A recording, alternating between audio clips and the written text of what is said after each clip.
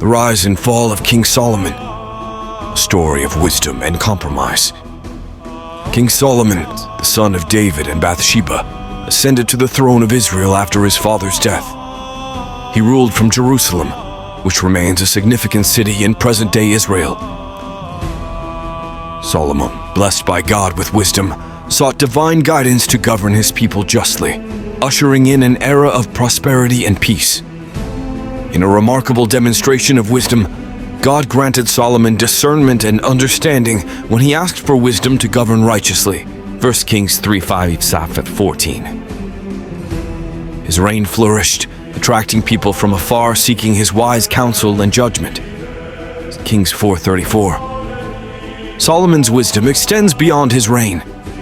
He authored several biblical books, including Proverbs, Ecclesiastes, and the Song of Solomon. These writings contain timeless wisdom, providing guidance on various aspects of life, spirituality, love, and human nature. They remain cherished and insightful parts of the Bible to this day. Solomon's legacy includes the construction of the magnificent First Temple in Jerusalem, a symbol of God's presence among the Israelites, 1 Kings 6:7. His devotion and dedication to God were evident in the temple's splendid design and construction. As years passed, Solomon amassed wealth and political alliances through numerous marriages. His 700 wives and 300 concubines, many from foreign lands, led to spiritual compromise. These wives introduced idolatry, and Solomon built altars for their gods, disobeying God's commands. 1 Kings 11:1-8. God, displeased with Solomon's actions, declared that the kingdom would be divided after his death. Solomon's son, Rehoboam, inherited only a portion of the kingdom, leading to the division of Israel into the northern and southern kingdoms. For Kings 11:9-13. Solomon had many children, and the division caused rivalry among his heirs.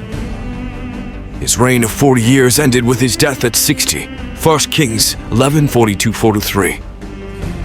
God's displeasure with division emphasizes the dangers and consequences of straying from his commands.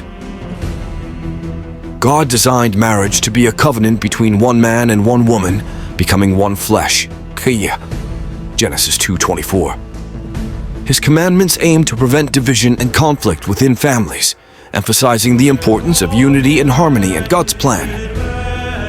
God hates division, Proverbs 6:16-19, and his desire for unity among his people underscores the importance of fidelity to his commands, particularly in matters of marriage and family.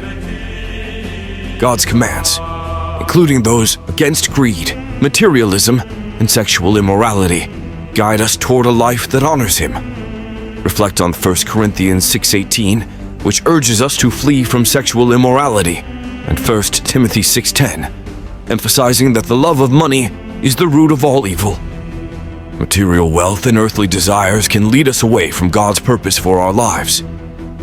Despite worldly success, possessions do not secure our place with God. As Ecclesiastes 5:15 reminds us, we enter the world with nothing, and in the end, we return to dust, leaving behind all earthly treasures. Consider living a life that honors God, not just for oneself, but for future generations. Fidelity to God's commands blesses not only the present, but also the legacy we leave behind. In light of Solomon's story, will you let the material wealth and desires of this world divert you from God's purpose for your life? How can you live a life that honors God and ensures blessings for future generations, steering clear of the pitfalls of selfishness and disobedience? Choice is yours.